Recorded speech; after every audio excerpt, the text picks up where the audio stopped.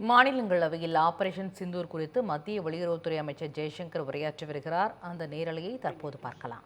There is no country in the world which has had to suffer the kind of terrorism, which has taken the kind of casualties we have, which has seen, so many states, so many facilities, so many people attacked in this inhumane manner.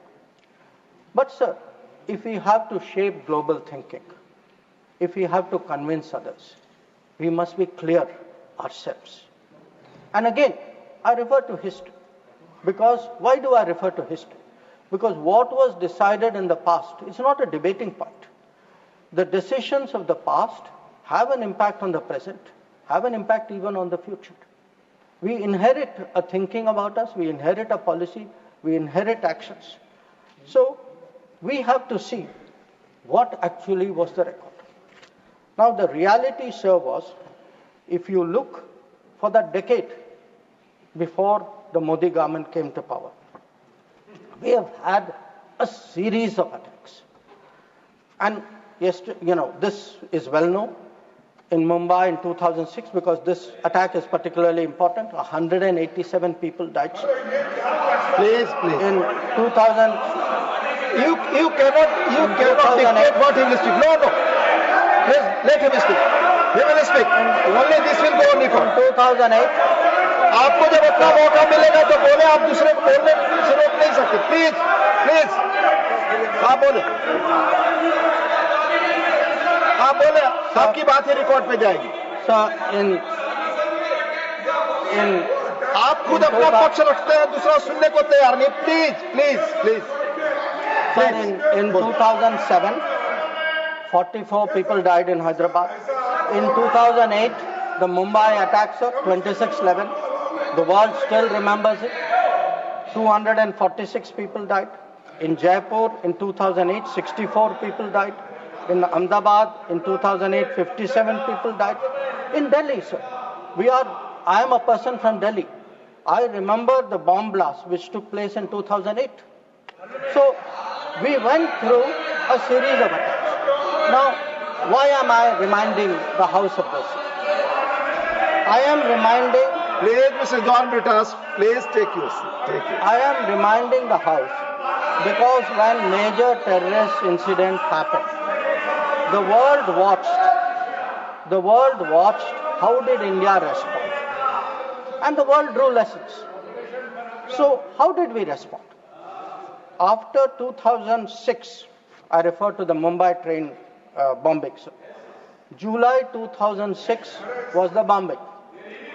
In September 2006, within 3 months, we had a meeting in Havana where it was agreed between the Prime Ministers of India and Pakistan. Instead of holding Pakistan responsible, we said we condemn all acts of terrorism and agree that it's a scourge that needs to be dealt with. And, by the way, we will resume our composite dialogue. Now, there are two important points which flow out of it, and they're relevant because this shapes the world's perception of how India is likely to respond. It shaped the world's perception that within 3 months, you are actually equating the victim and the perpetrator. And in a move away from what was agreed to in January 2004 between Prime Minister Vajpayee and General Musharraf, where Pakistanis had assured us that their territory and territory under their control will not be used to attack us. Now we are saying, yes, terrorism happened. It happened 3 months ago. A lot of people died in Mumbai. But fine, we will go on with the composite dialogue. So this, sir, started shaping the thinking of the world about India's response to terrorism. Now, if this was not bad enough, it was actually Mumbai, 26/11. Now, there is not a single person in this house, not a single person in this country who will ever forget or forgive 26/11. Now, in the case of Mumbai, sir, Mumbai attack happened November 2008. By July 2009, there is a meeting in Sharm el-Sheikh. And in Sharm el-Sheikh, I remind the House, sir, it was agreed terrorism is the main threat to both countries. Both countries. I mean, that guy does that attack. And we say terrorism is a threat to both countries. Action on terrorism should not be linked to composite dialogue. And of all things, sir, there was an astounding connection to Balochistan. I mean, we are allowing the Pakistanis to imply as though we are doing something wrong after. And this is not just a statement, sir. It is coming after the most horrific attack in Mumbai just a few months ago. Now, the thinking behind this, sir, because I have to recall history to remind the House how much has changed in the last 10 years. The thinking behind this, I quote from the book of the National Security Advisor of the UPA government. He says the simple answer to why India did not immediately attack Pakistan is that after examining the options at the highest levels of the government, the decision makers concluded that more was to be gained from not attacking Pakistan than from attacking. So, sir, this is the thinking. So, I sir, want to today when we are hearing talk hyphenation. Sir, these are people who are self-hyphenating themselves. They are telling Pakistan, you and I are the same level. We are both victims. So they did not need anybody in America or anywhere else to hyphenate them. They were doing it themselves. And most important, sir, they had routinized, they had normalized terrorism. They made out, हाँ terrorism हो गया, but चलिए dialogue के लिए चले जाते हैं. हर बार sir इतनी बड़ी घटना होती है, मुंबई 26/11 होती, ट्रेन बॉम्बिंग होती है, कुछ महीने बाद आप कहते हैं नहीं ठीक है वो हो गया चलिए बात के लिए चलते. अब आप ही बताइए सर, दुनिया आपको सीरियसली कैसे लेगी? आप दुनिया क्या सोचेगी? और आप सर जो 2004 में जो तय हुआ कि उनके यहाँ से कुछ भी होगा तो जिम्मेदारी उनकी होगी, आप तो भूल गए उसको. प्लीज चेयर पर बैठकर ना बोलना है, ये सदन की परंपरा नहीं है. मेरा सबसे अनुरोध होगा, आप सबको मौका मिलेगा, अपना पक्ष रखेंगे. प्लीज. अब सर मैं समझाना चाहूंगा कि पिछले दशक में क्या बदला. नरेंद्र मोदी के सरकार में आतंकवाद के बारे में क्या बदला? एक सर के आतंकवाद, टेररिज्म, अब हम लोग सर इसमें माननीय गृह मंत्री के बयान के अलावा कोई और चीज रिकॉर्ड पे नहीं जा रही है. Please sir. माननीय विदेश मंत्री, सॉरी, करेक्टेड विदेश मंत्री, please. Let me tell you, sir, what has changed in the last decade. And I will keep it very sharp and short. Number one, we have been able to put terrorism on the global agenda. We have every forum, BRICS ho, Quad ho, SCO ho, bilateral ho. Today, if terrorism is on the global agenda, it is due to the efforts of the Modi government. Number two, sir, we were able to get Masood Azhar and Abdul Rahman Makki, two notorious terrorists, placed under the sanctions of the UN Security Council 1267. Three, sir, we were some years ago members of the Security Council. We were able to hold a Security Council meeting at the venue of terrorism attack, that is the Taj in Mumbai. That event had a huge impact about global consciousness on terrorism. Fourth, we were able, through bilateral agreements and understandings, get back terrorists from key countries who have been sent back to India under extradition agreements. And I remind you here, sir, that Tahavur Rana, who was wanted for 2611, finally has been brought back by the Modi government to India who is today facing trial in this country. Then, sir, Please. we have exerted. Please listen, Sanjay ji. Please listen. We have exerted huge pressure on Pakistan through the FATF process. We have convened and we actually had a conference of no money for terror. We have today joined this effort at blocking, identifying financials of terrorists. We were, sir, able to get the Resistance Front listed as a global terrorist organization. And, sir, I would like to inform the House that the monitoring team of the UN has submitted its 36th report of the Analytical Support and Sanctions Team. And it mentions, this has just been received, so it is made public today. For the first time, the United Nations report mentions the Resistance Front, TRF, saying that member states have noted that one member state said the Pahalgam attack could not have happened without Lashkar-e-Taiba support, and there was a relationship between LET and TRF. Another member state said attack was carried out by TRF, which is synonymous with LET, and it mentions that Pakistan actually opposed it and said LET was defunct. So we were able to get into UN a recognition that TRF today is a proxy for the LET and is responsible for Pahalgam. Now, sir, sometimes it is asked, saying, well, these are declarations, what do they matter? They matter, sir, because they shape global opinion. And again, I want to say, what is the change? Because change only comes out through contrast. Yesterday, sir, one honorable member made a reference to BRICS. We just had a BRICS meeting. For the first time, we were able, in a BRICS meeting, to get an explicit reference to a terrorist incident. It says here, the BRICS countries, sir, that we condemn in the strongest terms the terrorist attack in Jammu and Kashmir on 22 April, and we reaffirm our commitment to combating terrorism in all forms and manifestations, including cross-border terrorism.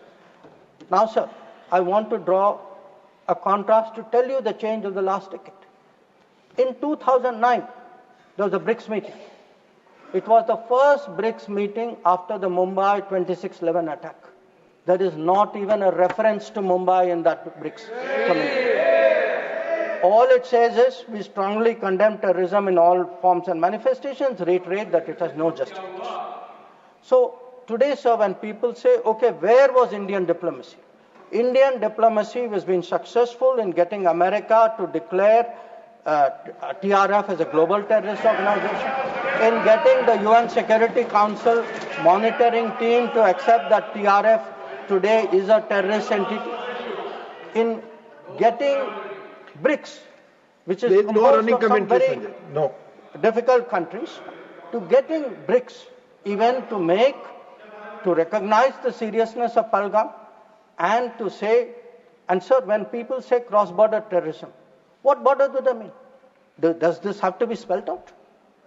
So, the point is that in the last decade, there has been a huge change in India's approach to terrorism, and this change on the ground was demonstrated in Uri, after Uri, in our surgical strike. It was demonstrated in 2019 in the airstrike, and it is today, sir, demonstrated through Operation Sindoor.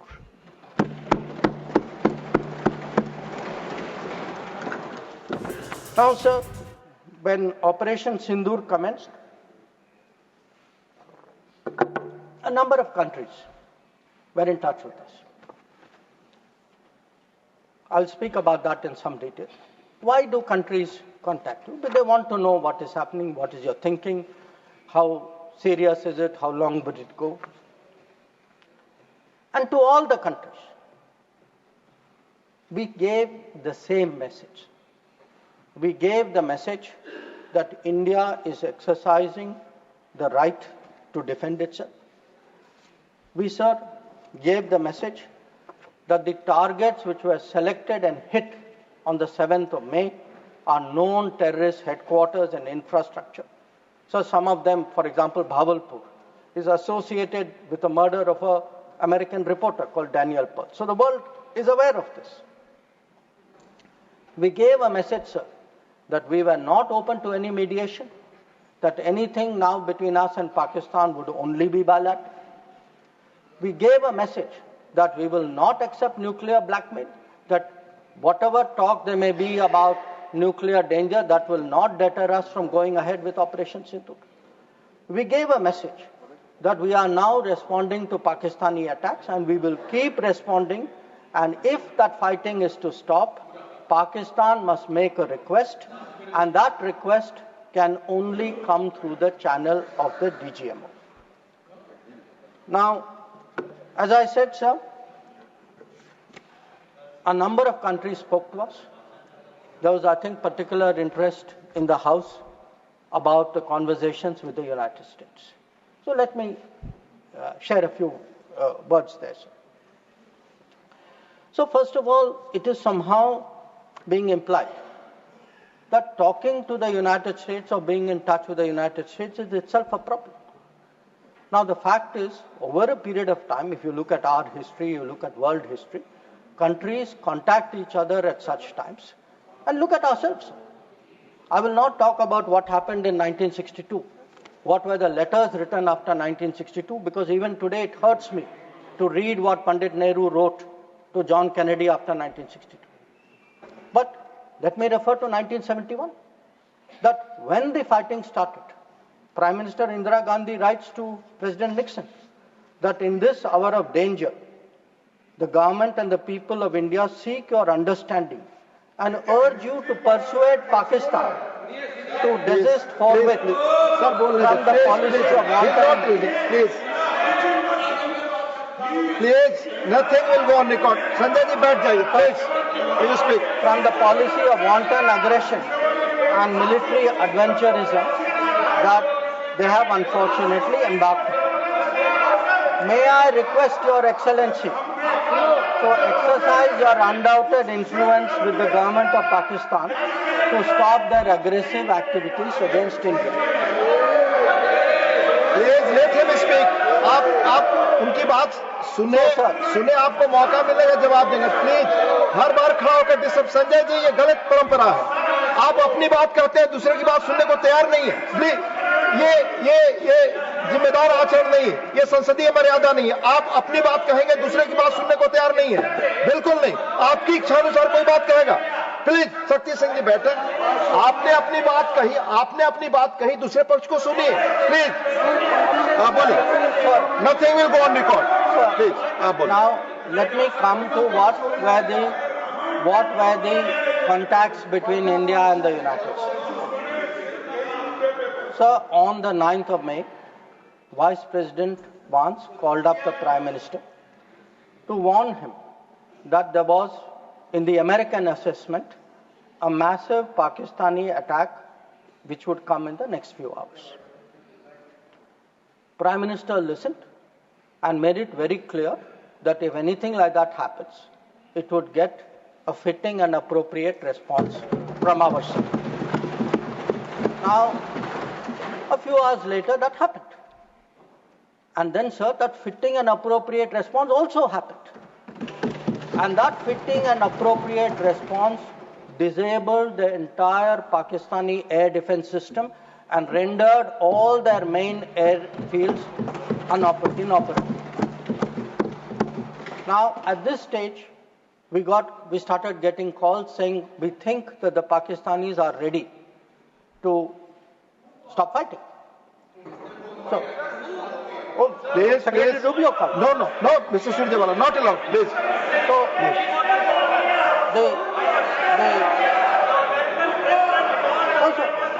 Please speak. So that will go on the record. The response which we gave, the response we gave to anybody who spoke to us was that the Pakistani side has to make a request And that request has to come through the DGM. No. Wait. No, I'll tell you. Sit down, I'll tell you who called. Now, sir, I want to make three things clear. One, there was no leader, nobody anywhere in the world who asked India to stop its operations.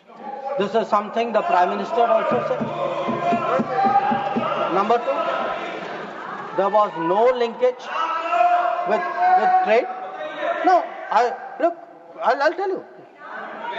So there is no linkage of trade. There was no linkage of trade in any of those conversations.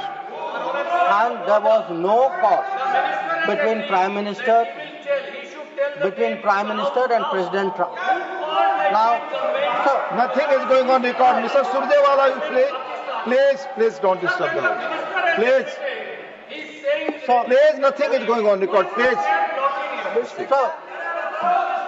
So I think if honorable members will sit down and allow me to continue. Please. During this period, as I said, we had a number of conversations with different countries. We had conversations with the US, we had a conversation with the EU, we had a conversation with Saudi Arabia, and I want to say this.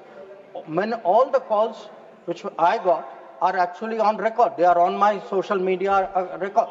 So it was on the 10th of May, we got calls from US, we got calls from Saudi Arabia, we got calls from a few other countries. Most नहीं आप इस तरह नहीं please आप इस तरह आचरण. So the point is, to everybody the answer was the same. The answer was, if the Pakistanis want to stop fighting, the Pakistanis have to request us. The Pakistanis have to request us through the DGMO channel. And that, sir, is exactly what happened. Now, sir, I would like to... Mr. माननीय शक्ति सिंह जी please आप बैठ जाए. आप बैठे, संजय जी बैठे please. आप बोले, आपकी बात रिकॉर्ड की जाती है. Sir, I would like to share what is the response. Sir, आप डिसऑर्डर मत क्रिएट करें please. As per rules go by rules. Shakti Singh जी, आप कुछ भी बोले, आप अपनी बात कुछ भी रखें, दूसरे की बात न सुने, सही नहीं है. प्लीज मर्यादित आचरण रखिए please. Sir, I would like to respond to I would like to share with the House how the world responded to this. One, sir, it's very important for the House to recognize that the UN Security Council. Please असंसदीय शब्दों का इस्तेमाल न करें. Please बैठ जाइए. आप बोले please. So the UN Security Council on the 25th of April, और ये सर आप सोचिए कि हम सदस्य नहीं थे, पाकिस्तान सदस्य था, उसके बावजूद our diplomacy was able to get the UN Security Council to issue a statement underlying the need to hold the perpetrators, organizers, financiers and sponsors of Pahalgam act of terrorism accountable and bring them to justice. Now, not only that, sir, in this period, if you look, because a lot of comments were made yesterday, how good was Indian diplomacy? आपके कितने लोगों को समझा पाए, कितने लोगों को इनकी अंडरस्टैंडिंग सपोर्ट क्या थी? Sir, we had a statement from Quad, we had a statement from BRICS. वो बहुत अलग-अलग ग्रुप थे, but yet Quad was specific in condemning the terrorist attack in Pahalgam and repeating the call of the UN Security Council to bring the perpetrators and organizers to justice without any delay. In the case of BRICS, so the very BRICS which after Mumbai 26/11 could not even use the word cross-border terrorism. आप लोग diplomacy की बात कर रहे हैं, आपने मुंबई की बात उठाई नहीं वहां. अब वो लोग जो मुंबई पे चुप रहे, आज सर ज्ञान दे रहे कि हम लोगों को क्या करना चाहिए. और अगर आप BRICS में देखें sir, BRICS has a specific reference to cross-border movement of terrorists. Nothing is going on report, please. And safe havens. Sir आगे देखें, आगे देखें sir. Please. We were able to get Please. Central Asian countries. Please. Sir, we were able to get Central Asian countries. மாநிலங்களவையில் operation Sindoor குறித்து மத்திய வெளியுறவுத்துறை அமைச்சர் ஜெய்சங்கர் உரையாற்றிய நிகழ்வை பார்த்தோம்.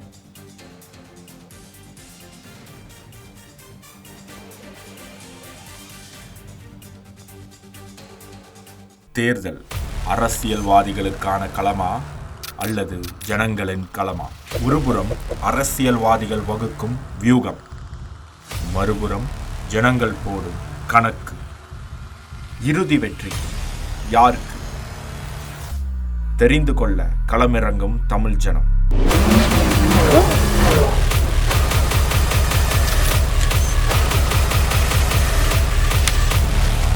ஆகஸ்ட் 1 முதல் இணைந்திருங்கள் தமிழ் ஜனம் தொலைக்காட்சியுடன்.